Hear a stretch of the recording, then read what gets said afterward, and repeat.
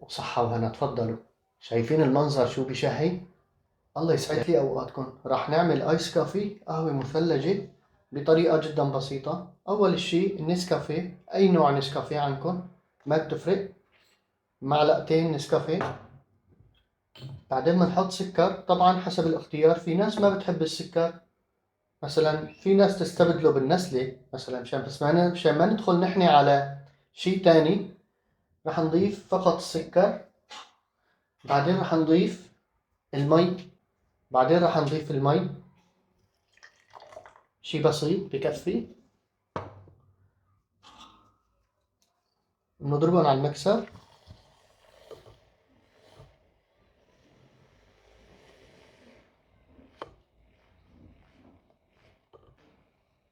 لحتى تتكاثف الرغوة تبعهم مثل ما انتم شايفين.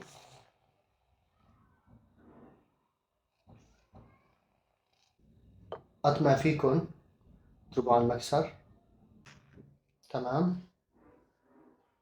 هلا بهي المرحلة شو بدنا نعمل؟ رح نجيب البوز. طبعا بعد هي المرحلة بنحط البوز. البوز طبعا حسب الاختيار. البوز حسب الاختيار. طبعا بعد ما ضفنا البوز هلا رح نحط الحليب. يا سلام على هالشكل اللي بيجنن. رح نعيف من فوق شوي فاضي. هلا رح اقول لكم ليش.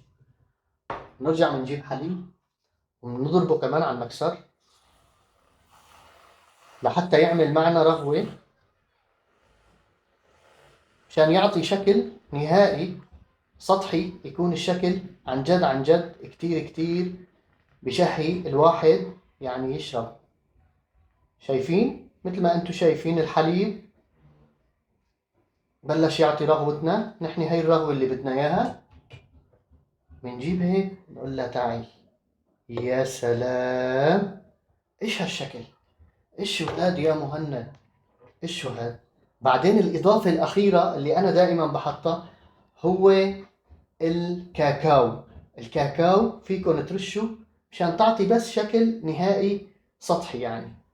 يا عين يا عين. شوفوا لي المنظر، شوفوا لي المنظر. يا سلام. وصحة وهنا. تفضلوا.